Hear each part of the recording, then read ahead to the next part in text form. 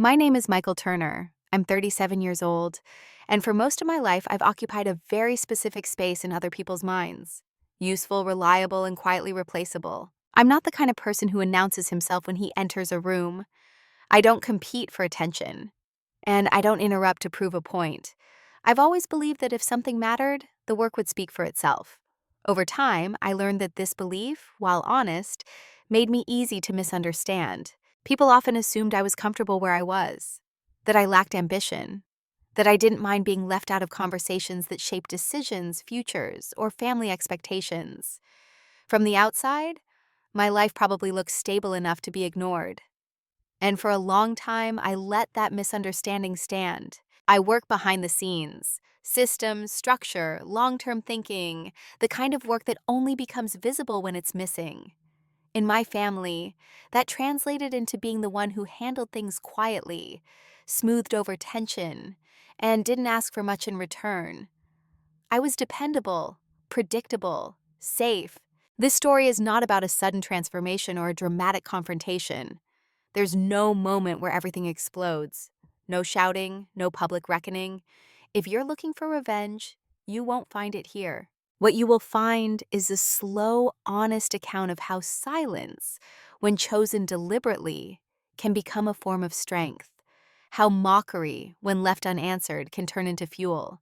And how being locked out, both emotionally and literally, can force a person to finally build something that no one else controls. The emotional arc of this story moves quietly. It begins with small dismissals, things easy to overlook, easy to excuse. It passes through a moment of realization that doesn't look dramatic from the outside, but changes everything internally. And it ends not with victory over others, but with clarity about who I am and what I will no longer accept. The event that triggered all of this was a family Christmas dinner. Nothing about it looked unusual. The same house, the same traditions, the same polite conversations layered over old assumptions.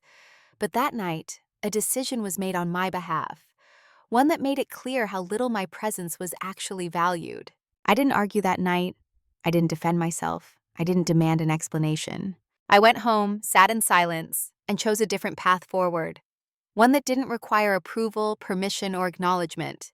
I'm sharing the story now not to settle scores, but to document something I wish I had understood earlier, that being underestimated is only a disadvantage if you accept it as permanent. So before we go any further, I want to ask you, quietly, honestly, have you ever realized that the people who thought they knew you best had stopped really seeing you at all?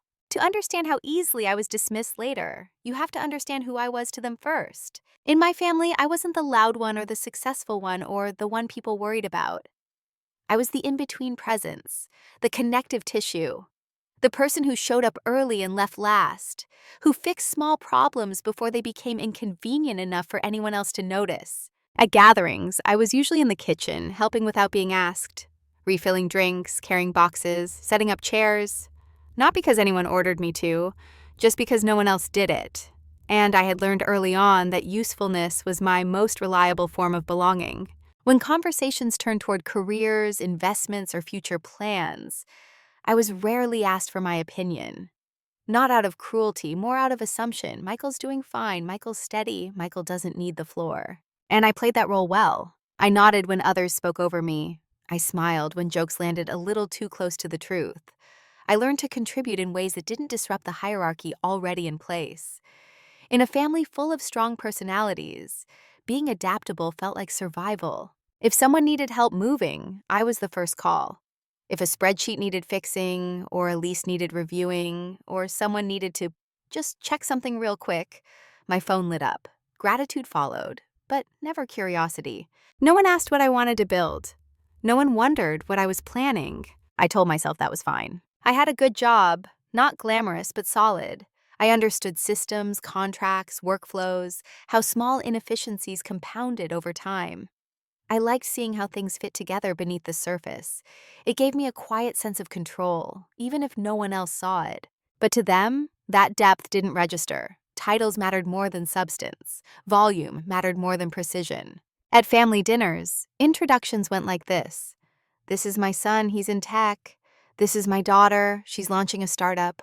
And this is Michael, he works in operations. a word that sounded like maintenance, like something that already existed and didn't need imagination. I noticed how eyes drifted away after that, how the conversation moved on without friction. And the thing is, I didn't resent it, not at first. I believed invisibility was a fair trade for peace, that staying out of conflict meant staying connected, that if I didn't demand space, I wouldn't risk being pushed out. So I made myself small in ways that were socially acceptable. I listened more than I spoke. I absorbed comments that framed my life as safe or simple. I laughed when someone said, "Michael's the reliable one. He'll always be there." Always there, never centered. Over time, those labels calcified. Once a role is assigned quietly enough, no one remembers assigning it at all. It just becomes how things are. I didn't challenge it, I reinforced it. Every time I showed up without asking for recognition, every time I smoothed tension instead of naming it, every time I chose understanding over assertion, I confirmed the version of me they were most comfortable with. What they didn't see, what they never thought to look for, was that while I appeared passive, I was observant. While I stayed silent, I was learning. While they spoke freely, I was mapping patterns. I noticed who controlled decisions, who dismissed input without considering it, who benefited from my reliability without extending trust in return. But those observations stayed in a notebook no one knew existed, in a part of me that wasn't invited to the table. To them, I was dependable background noise, a supporting character in a story that wasn't mine. And I accepted that, until the cost of acceptance became impossible to ignore. The first moment I remember clearly wasn't dramatic. No raised voices, no slammed doors, just a sentence said lightly, almost carelessly, and then quickly buried under laughter. It happened months before the Christmas dinner, at a smaller family gathering. A cousin had just announced a new venture, something ambitious, risky, and loudly praised. People leaned in, questions followed. Advice was offered freely, even when it wasn't asked for. At some point, the conversation drifted toward logistics. Costs, structure, risk mitigation, the kind of details I dealt with every day. Someone looked in my direction and said, half smiling, "Well, Michael wouldn't know much about that. He likes things simple." It wasn't meant to be cruel. I could tell by the tone. It was framed as a harmless observation, maybe even affectionate, a way of keeping the conversation moving without inviting complexity. People laughed softly. Someone changed the subject. I felt it land anyway. Not as anger, not as humiliation. More like a quiet recalibration, an internal note being updated without my consent. "This is how they see you." I smiled. I nodded. I didn't correct them. That's the thing about the first small cut. It doesn't hurt enough to justify a reaction. You tell yourself it would be awkward to address it, petty even. You convince yourself that explaining would sound defensive, and staying silent feels more mature, so you let it go. Later that night, I replayed the moment in my head, not because I was offended, but because something about it felt inaccurate in a way that mattered. Not emotionally, structurally. They didn't know what I knew. They didn't see what I handled daily. And yet they were confident enough in their assumption to state it as fact. That confidence came from familiarity, or what they believed was familiarity. I noticed similar moments after that. A relative asking for my help reviewing a contract, then ignoring my suggestions because this is more of a big picture thing. A sibling joking that I was low risk, low reward when describing our different career paths. An offhand comment about how I'd always be comfortable, never stressed. Each moment on its own was forgettable. Together, they formed a pattern. And still, I said nothing. I told myself they didn't mean it, that they were projecting their own definitions of success, that correcting them would only create unnecessary friction. But what I didn't realize at the time was that every unchallenged assumption becomes reinforced. Silence doesn't pause the narrative, it confirms it. The real cut came when I realized no one was curious enough to ask if they were wrong. They weren't dismissing me after evaluating me. They were dismissing me because evaluating me had never occurred to them. That distinction mattered. At work, I was trusted with systems that affected millions in revenue. I was consulted quietly when decisions went sideways. My managers knew I didn't speak unless I had something solid to say. At home, that same restraint was interpreted as a lack of depth. Two environments, two interpretations, same behavior. That's when a subtle shift began. Not outwardly, but internally. I started paying closer attention to what was said about me when I wasn't speaking. to how often my role was defined for me without my input. I noticed how easily people relied on me while simultaneously underestimating me. How comfortable I was with my presence bred complacency about my potential. And still, I didn't correct them. Not because I agreed, but because something in me started to understand that speaking up now wouldn't change the structure. It would only invite temporary acknowledgement, followed by quiet resistance. So I stored the moments instead, logged them mentally, not as grievances, but as data. I didn't yet know what I would do with that data, only that it mattered. That first small cut didn't make me bleed. It made me pay attention. And once you start noticing how people define you when you're quiet, you can't stop hearing it. Once you notice something, you start seeing it everywhere. What changed after that first small cut wasn't how they treated me. It was how clearly I could now see the pattern. The dismissals didn't escalate. They didn't need to. They stayed small, casual, socially acceptable. That's what made them effective. It became normal for my input to be acknowledged and then quietly bypassed. Normal for jokes to frame my life as easy or uncomplicated. Normal for my presence to be useful, but my perspective to be optional. And because it was normal, no one felt responsible for it.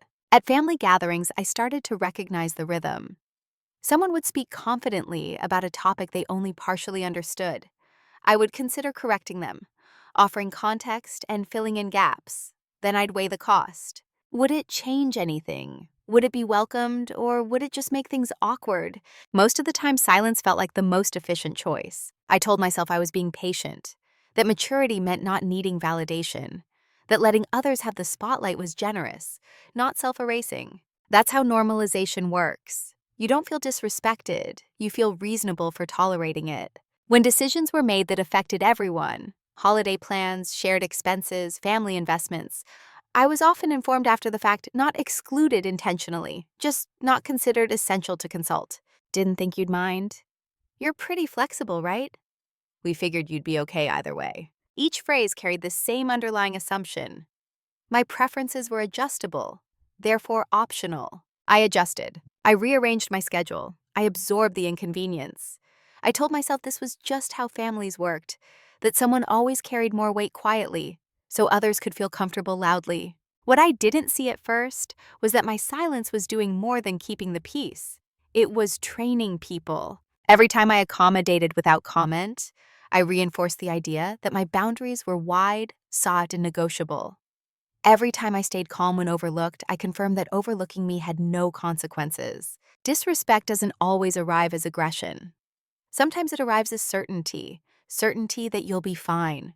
There was a moment, months before Christmas, that crystallized this for me. A family decision was made that directly affected my time and finances. I was told about it in passing, as if it were already settled, which it was.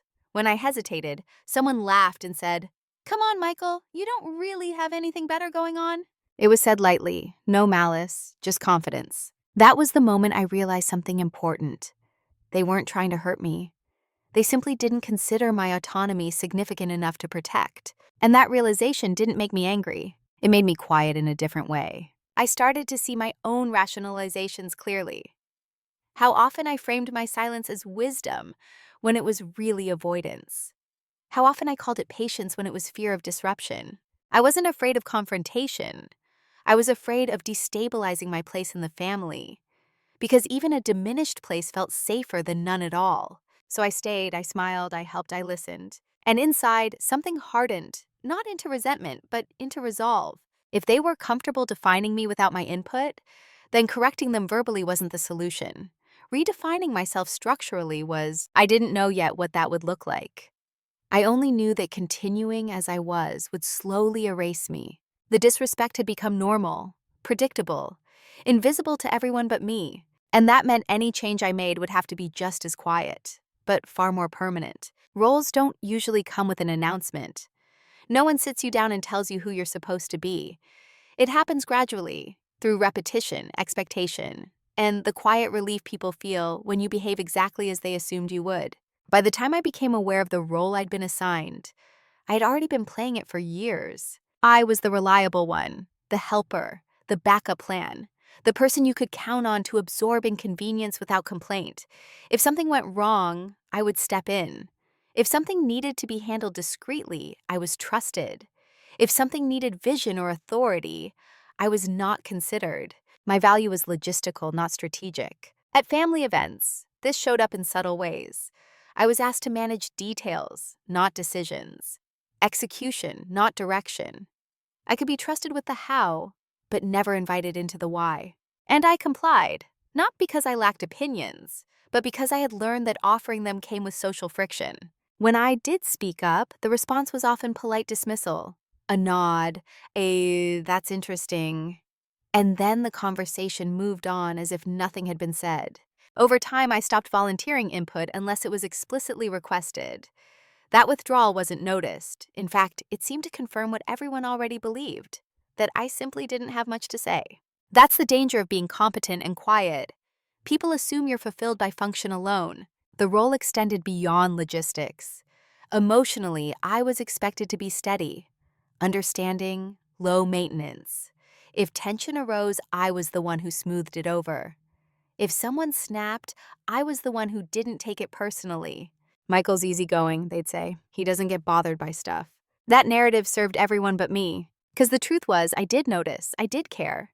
I just processed privately. There's a specific loneliness that comes with being dependable. People don't check in on you emotionally because you never seem to need checking on.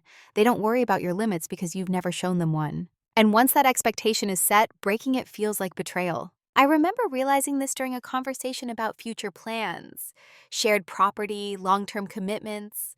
Decisions were being outlined with confidence, timelines discussed, and assumptions stacked neatly on top of one another. My name was included in the plan. My consent was not. When I hesitated, someone said almost reassuringly, "You're good with this stuff. You'll make it work." Not "do you want to?" Not "what do you think?" You'll adapt. That was the role in its purest form. I wasn't expected to resist. I was expected to adjust.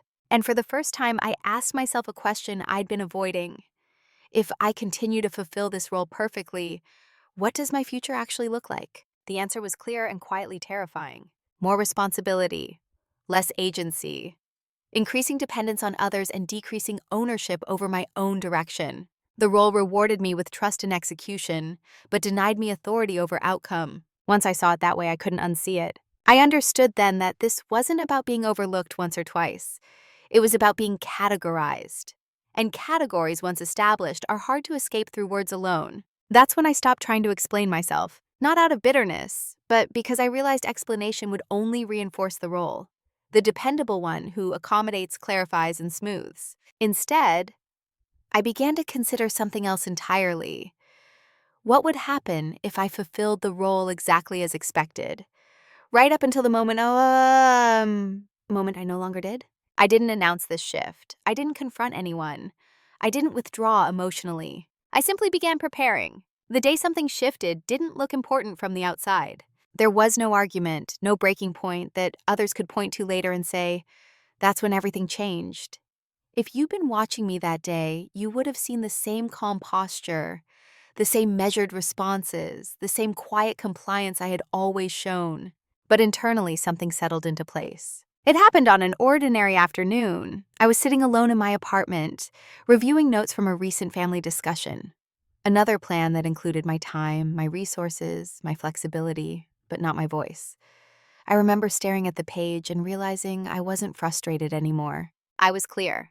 For the first time, I stopped asking myself how to make things work for everyone else, and instead asked a different question. What am I actually responsible for? The answer wasn't as broad as I'd been led to believe. I wasn't responsible for maintaining everyone's comfort.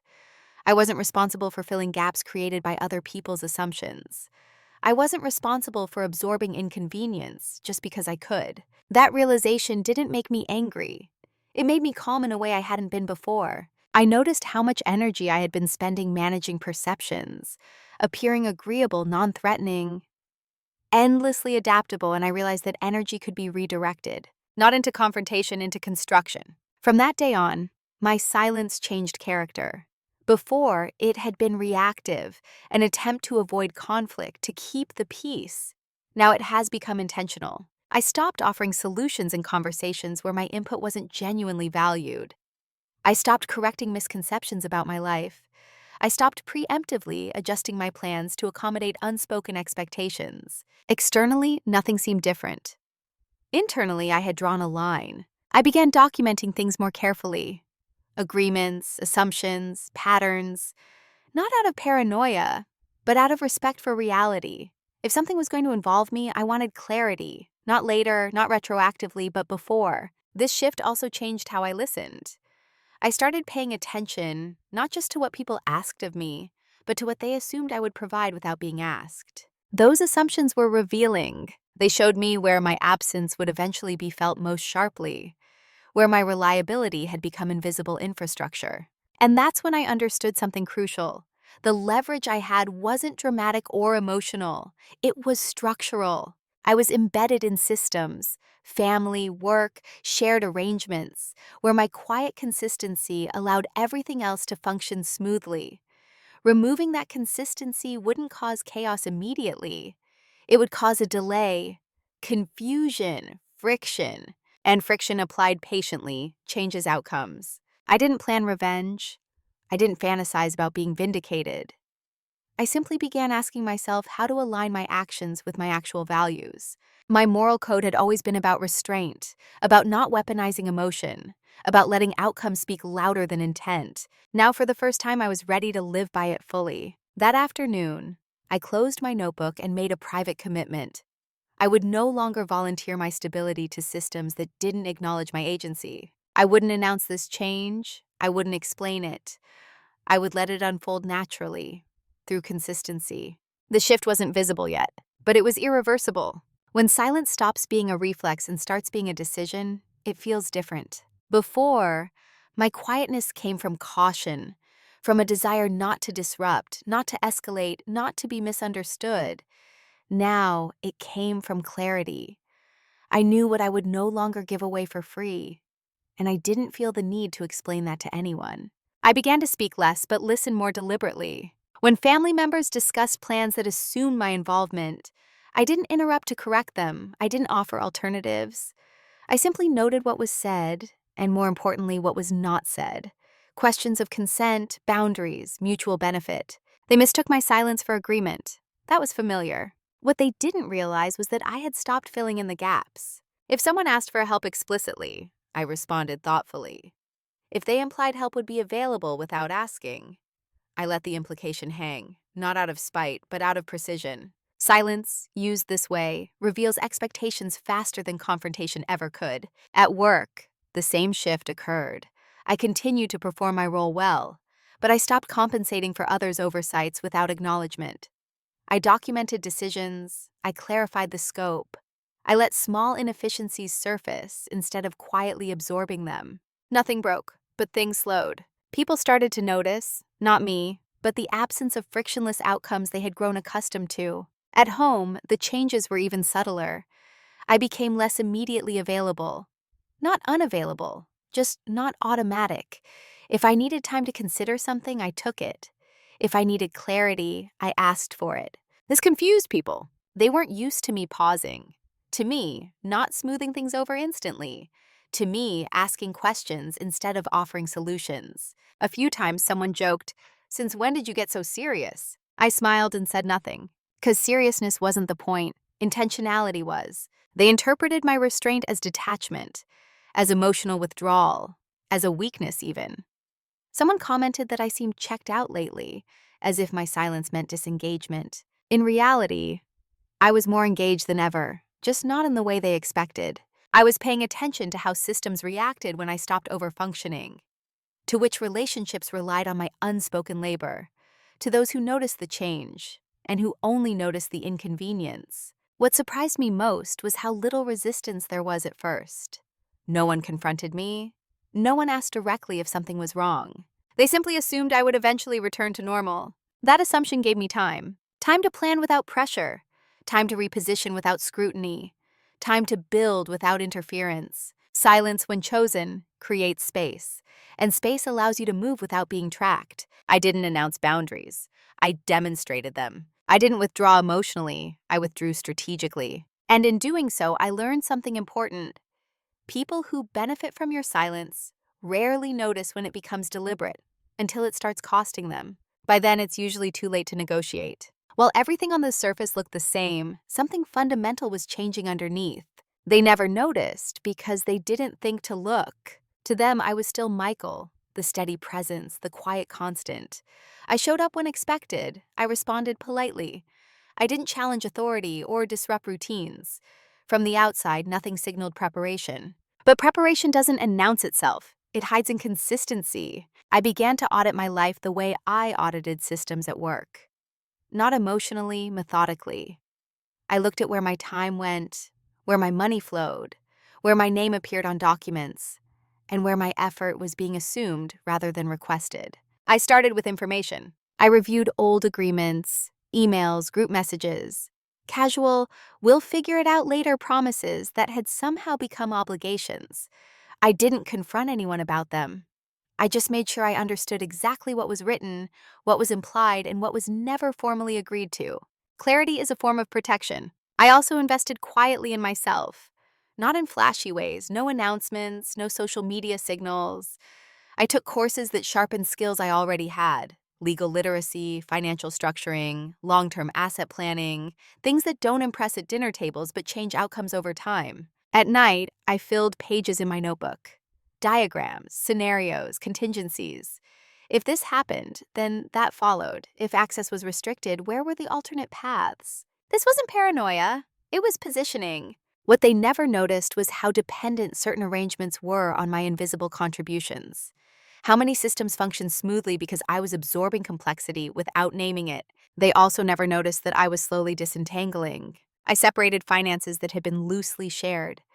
I clarified ownership where things had been emotionally assumed. I reduced verbal commitments and increased written ones. I made myself less essential in day-to-day operations, while becoming more secure in long-term positioning. Ironically, this made me look even less threatening. From their perspective, I seemed quieter, less involved, easier to overlook. The less I asserted myself socially, the more they relaxed. That relaxation was the opening. I learned who talked freely when they thought I wasn't paying attention, who underestimated timelines, who assumed access would always be available. They spoke in front of me the way people speak around furniture, and I listened. There's a particular advantage in being underestimated. People stop managing what they reveal. They don't guard their assumptions. They don't consider second-order consequences. They didn't notice that I was building optionality, that I was ensuring every critical dependency had an alternative, that I was making sure my stability no longer depended on their inclusion. By the time anyone sensed a shift, it would no longer be a question of feelings. It would be a matter of structure. What they never noticed was that my silence had stopped being empty space. It had become a workspace. And in that space, something irreversible was taking shape, quietly, patiently, without their awareness. The moment I realized what I actually had wasn't triumphant. There was no rush of adrenaline, no sense of victory, just a slow, steady clarity settling in, like a fog lifting enough for the landscape to make sense. It happened late one night, after weeks of reviewing documents, tracing dependencies, and mapping out scenarios that no one else thought necessary.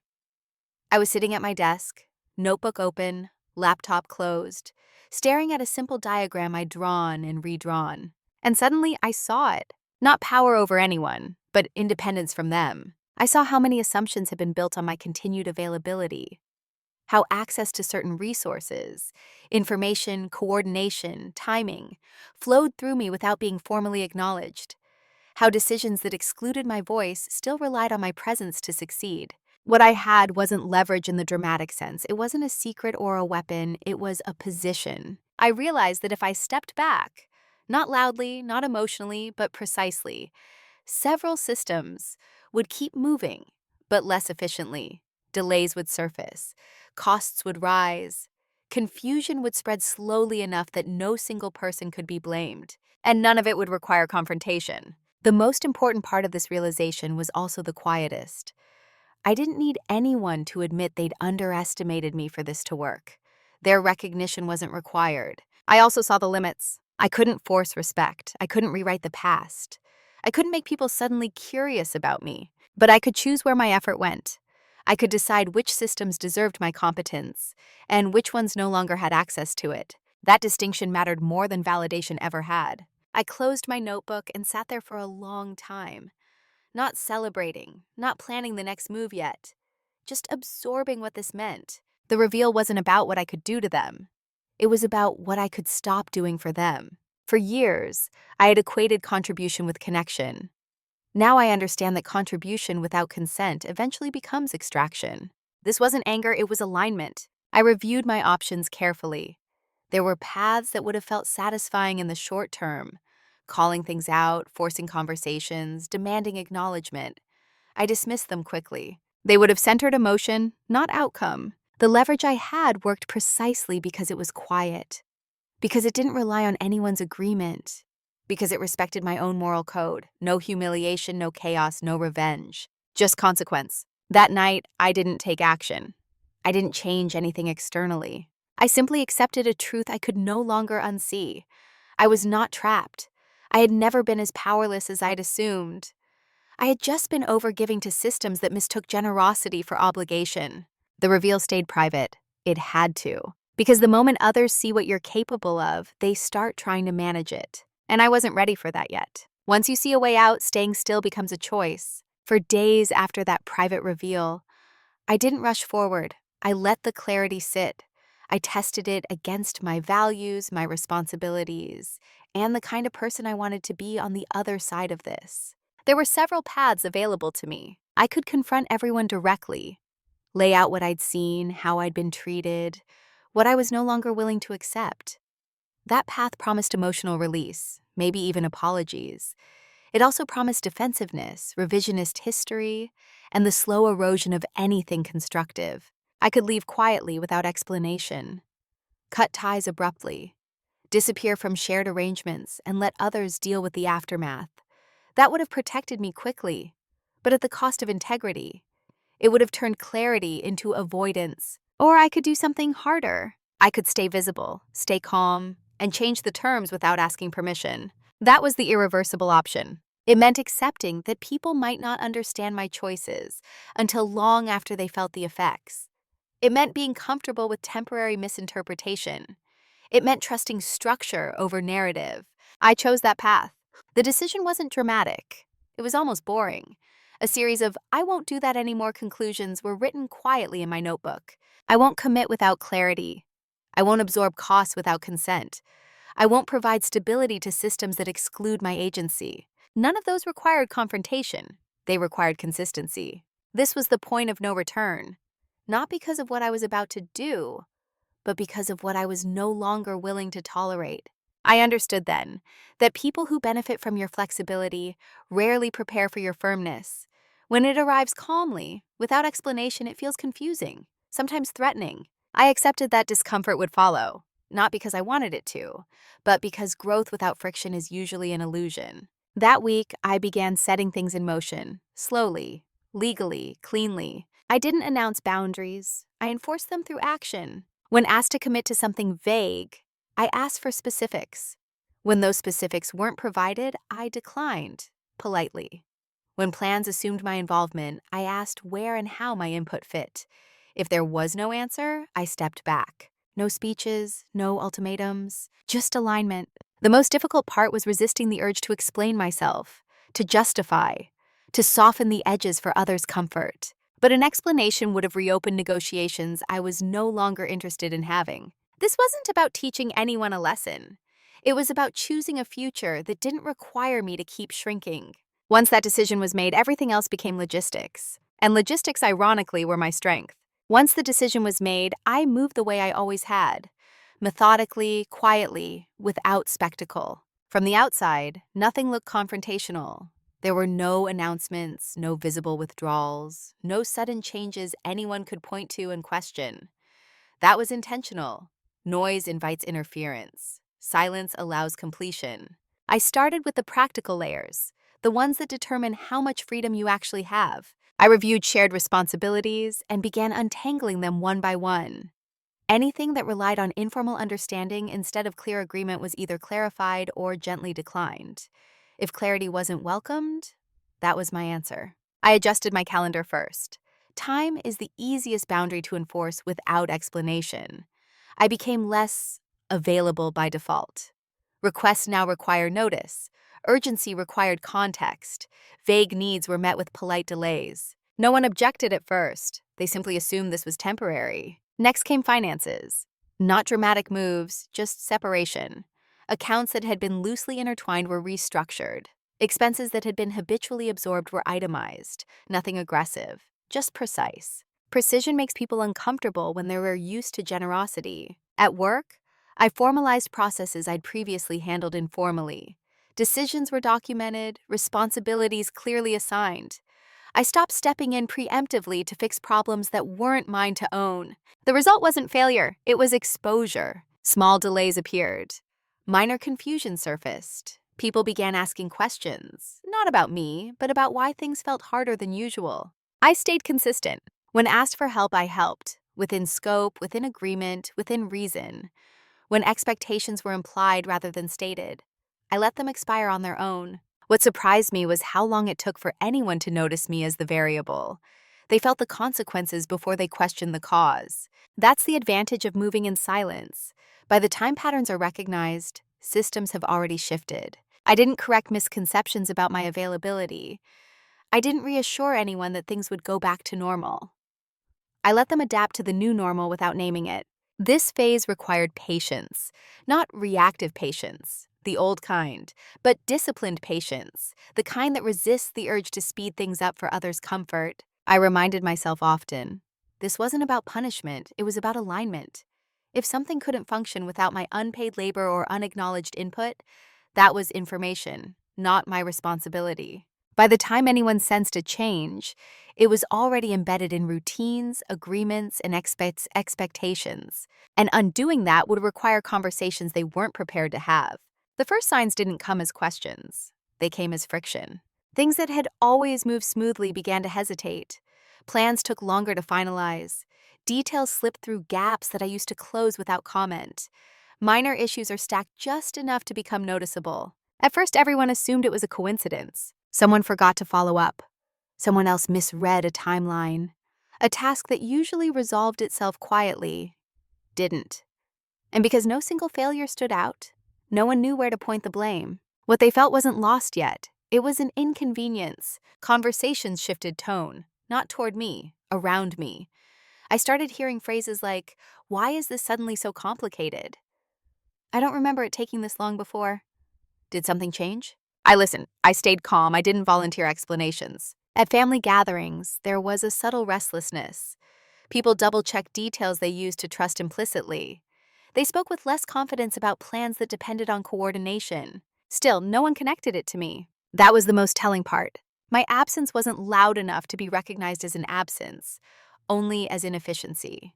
And inefficiency, unlike conflict, makes people uneasy without giving them something to confront directly. Eventually, the questions became more pointed. Someone asked if I'd had less time lately. Another joked that I'd become harder to pin down. A third hinted that I was being a bit distant. I acknowledged the comments neutrally. I've just been more careful with my commitments. I'm focusing on a few things right now. All true. None of it is an apology. What they didn't realize was that they were experiencing the cost of assumptions they had never examined. The price of treating my reliability as infrastructure instead of choice. The systems didn't collapse, they strained. And strain reveals dependency faster than crisis ever could. There was a moment when I saw genuine confusion cross someone's face. Not anger, not accusation, just the realization that something essential had changed, and they didn't know when or why. That was when I understood. The consequences had begun, not because I'd taken something away, but because I'd stopped compensating. I felt no satisfaction watching this unfold, only confirmation. This wasn't about being missed, it was about being noticed, not emotionally, but structurally. And once people start noticing structure, they start asking questions they can't easily answer. By the time concern turned into urgency, the window for easy repair had already closed. At first, the tone shifted toward reassurance. People told themselves this was temporary, that I was busy, that things would settle back into place once schedules aligned, once stress passed, once I was back to normal. But normal was gone. The next phase was confusion. Plans that had always relied on my quiet coordination began to wobble under scrutiny. Someone realized they didn't actually know how a process worked, only that it used to. Another discovered that a decision they thought was simple had layers no one had documented, because I had always handled them informally. Suddenly, people were asking questions they should have asked years earlier. How does this usually get done? Who's responsible for this part? Did Michael ever write this down? My name started appearing in conversations where it hadn't before. Not as a participant, but as a missing reference point. There was a brief attempt to fix things retroactively. Someone reached out casually, as if nothing had changed. A friendly message, a vague invitation to talk things through. Not an apology, not an acknowledgement, just an instinctive reach for the stabilizer they were used to leaning on. I responded politely and slowly, not out of punishment, but because I no longer rushed to restore balance that excluded me. Any conversation now requires clarity, purpose, mutual respect. That's when frustration surfaced. Not anger, yet. More like disbelief. The quiet panic of realizing that the system you relied on no longer responds automatically. I could sense it in their tone, in the way messages became longer, more detailed, and more anxious. They were trying to reverse the effects without addressing the cause. But structure doesn't reverse on emotion alone. What they wanted was the result of my involvement, without changing the terms of it. They wanted things to work again, without asking why they had worked in the first place. That's when it became too late, because by then I had already reoriented my life. My time was committed elsewhere. My finances were cleanly separated.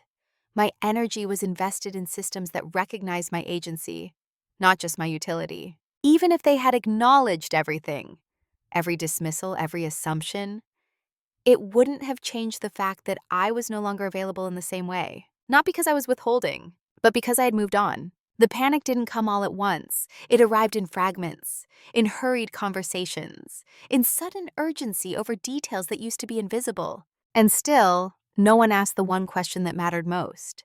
What would it take for Michael to want to be part of this again? They were focused on restoring function, not repairing respect. By the time that realization began to surface, the momentum was gone. Some things, once quietly restructured, cannot be undone without dismantling everything built on top of them. And no one was willing to do that. The confrontation, when it finally happened, didn't arrive the way people imagine confrontations do. There was no raised voice, no list of grievances, no dramatic pause before someone said the real thing. It happened quietly, almost reluctantly, in a setting that felt intentionally casual, as if keeping things informal might soften what couldn't be avoided anymore. We were sitting at the same table where so many assumptions had once been made on my behalf. Someone cleared their throat and said my name, not sharply, carefully. The way you speak when you're unsure how much ground you're standing on. They asked if everything was okay, if I were upset, if something had happened that they might have missed. I listened without interrupting. I noticed how the questions circled the issue without landing on it, how they searched for an emotional explanation, stress, misunderstanding, miscommunication, anything that didn't require structural accountability. When it was my turn to speak, I kept it brief. I said I wasn't upset, that nothing happened in the dramatic sense, that I'd simply made some changes in how I chose to commit my time and energy. There was visible relief at that, as if hearing I wasn't angry meant the situation was manageable. Then someone asked, carefully, if things could go back to how they were. That was the moment. I didn't say harshly. I didn't justify myself with examples or timelines. I didn't reopen old moments that would invite debate. I said calmly, I don't think that version worked for me. Silence followed, not hostile, just unfamiliar. I explained, briefly, that I had realized I'd been participating in arrangements where my role was assumed, not discussed. That I was comfortable helping, contributing, supporting, but not without clarity or agency. I didn't accuse anyone. I didn't assign blame. I spoke in terms of alignment, not fault. What struck me was how disoriented they seemed, as if they had expected emotion and instead received boundaries. Someone tried to soften it with humor. Another suggested compromise that sounded a lot like the old patterns, just repackaged. I declined politely, not because I wanted distance, but because I no longer wanted ambiguity. The conversation ended without resolution. No dramatic fallout, no clean agreement. But something important had happened. For the first time, my boundaries were visible. Not enforced through explanation or emotion, but simply stated and held. They didn't leave angry, they left uncertain. And uncertainty, I learned, is what people feel when a dynamic they relied on no longer belongs to them. What changed afterward wasn't my personality, it was my position. I didn't become louder. I didn't start asserting myself in rooms where I'd once been quiet. I didn't rewrite my identity to prove a point.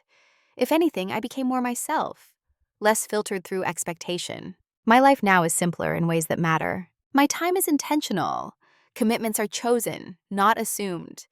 When I say yes, it's because the terms are clear and the respect is mutual. When I say no, it's calm, clean, and complete. The people who remain close to me now understand something the others never did.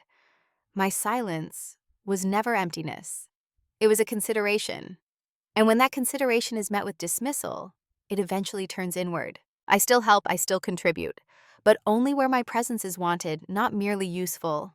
There's no bitterness in this. I don't replay old conversations or imagine how things could have gone if I'd spoken up sooner. That kind of thinking keeps you anchored to a version of yourself that no longer exists. Instead, I've learned to respect the quiet signals, both in myself and in others. The moments when something doesn't feel aligned, the subtle discomfort that tells you a boundary is being crossed long before words are exchanged. I'm no longer invisible in my own life. At work, my role has evolved, not because I demanded recognition, but because clarity attracts responsibility. When you define your limits, people understand where to place you. In my family, the dynamic is different now. Not better, not worse, just honest. Some relationships adjusted, others faded. A few deepened in ways I didn't expect. And that's okay. Not every connection is meant to survive a boundary. Some exist only in the absence of one. What matters is that I'm no longer performing stability for systems that don't include me in their design. I'm no longer negotiating for space I should have had by default. I've come to understand that quiet dominance isn't about control. It's about self-respect expressed consistently over time. You don't need to announce it, you don't need to defend it, you just live in a way that no longer requires you to be smaller than you are. That's who I am now. For a long time, I thought strength had to look a certain way. I thought it required volume, confidence on display, and the ability to win arguments in real time. I believed that if I stayed calm and reasonable, eventually that would be recognized and returned. What I learned instead is this: calm without boundaries is not strength, it's availability. The people in my life weren't villains. They didn't wake up intending to diminish me. They simply responded to the version of me I consistently presented. The one who adjusted, accommodated, and stayed quiet even when something didn't feel right. And I let that version become permanent. There's a hard truth in that, and it's this: when you don't define your role, others will define it for you, not maliciously, conveniently. Mockery fueled what silence quietly created, not because I sought payback, but because I finally stopped correcting assumptions with words and started correcting them with structure. I didn't win. I didn't defeat anyone. I didn't reclaim my place at a table that never truly made room for me. I built a different table, one where participation is chosen, where the contribution is mutual, where silence is respected, not exploited. If there's a moral here, it isn't about cutting people off or proving them wrong. It's about recognizing the difference between patience and self-erasure, between peacekeeping and self-abandonment. You don't owe access to people who only value your usefulness. You don't owe explanations to systems that ignore your consent. And you don't need permission to change your position in your own life. Sometimes the most powerful response isn't confrontation. It's consistency, the quiet kind that reshapes outcomes without announcing itself.